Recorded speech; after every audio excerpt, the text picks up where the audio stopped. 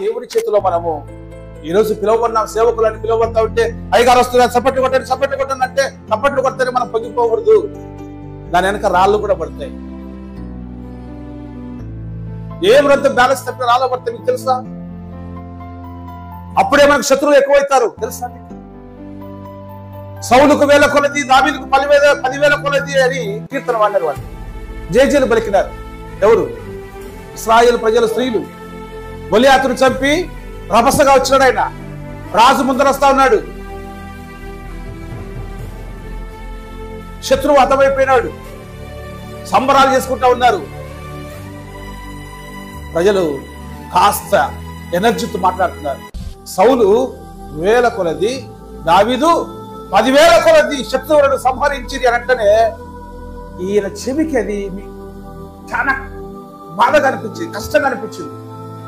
నేను కదా రాజును, ఇస్తే దావీదుకి ఇస్తే రాజ్యం ఇస్తా, బిడ్డని ఇస్తా, దానికే 10,000 కొలది అంటారా?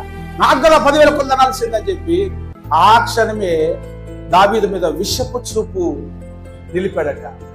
విషపు చూపు అంటే ఏమని? ఈయన ఎట్లా తొక్కేయాలా, ఎట్లా విని అనిచేయాలా. కొంతమంది బాగా నైపుణ్యంగా అవతలను దెబ్బతీస్తూ ఉంటారు. ఆయనైతే తట్టుకోలేక ఈటని ఇసిరి గోడకు పోయి గుచ్చుకొని చచ్చిపోయేటట్టుగా 2 సార్లు అటెంప్ట్ మర్డర్ అంటారు కదా, ఆ ప్రయత్నం చేసినాడు. అయితే దేవుడు దావీదు పక్షాన ఉండి దావీదును తప్పించాడని రాయబడి. అంటే ఎందుకు చెప్తున్నానంటే, ఎక్కడ నీకు పొగత వస్తుందో అక్కడనే నీకు శత్రువులు కూడా వెంటనే నువ్వు ఆడ చప్పట్లు కొట్టి ఎక్కిస్తుంటే కింద అంటారు, ఈయనకి ఆ చప్పట్లు కొట్టేది అంటారు. నిజం. నాకెందుకో గాని నా సేవా జీవితంలో ఎప్పుడైనా నన్ను పిలిచేటప్పుడు కరెక్ట్ గా పిలుస్తారేమో అని అనుకుంటా. ఎవరైనా కరెక్ట్ గా పేర్లు చూపిస్తుంటారు. నాకు నిన్నటి వరకు కూడా ఎట్లా పిలుస్తారంటే, నా పేరు దేవదాన్, భయం దేవదాన్. కానీ ఏమంటారంటే వాడుక పదము దానవయ్య అంటారు. దానవయ్య అంటారు. అప్పుడు ఏంటంటే, నాకు ఎందుకు దేవుడు ఈ విధంగా అంటే, నేను ఎక్కడైనా హెచ్చిపోతానా అని ఏమన్నా కొంచెం నాకు ఇదేమన్నా పెట్టాడని నేను అట్లనే మన పులివెందులకు పోతే రూమేన్ సోదరుడు, ఆయన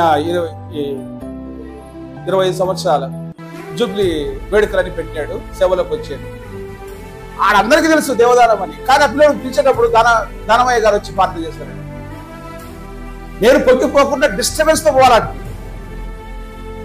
జమ్మూ మెడుగులో పబ్లిక్ మీటింగ్ పెడితే టౌన్ చర్చ్ లో మాతో ఉన్న సహోదరుడు ఆయన రాలే. ఆయన కూడా పోగొట్టుకున్నాడు గౌరవాన్ని. ఆయన ఏమనంటే, ఇప్పుడు దానం వచ్చి వాక్యం చెప్తాడు అన్నాడు. ఒక 15 సంవత్సరాల కిందట. అది ఆ రోజు నుంచి ఈ రోజు వరకు ఎక్కడ పోయినా కూడా దానమయ్య అంటారు.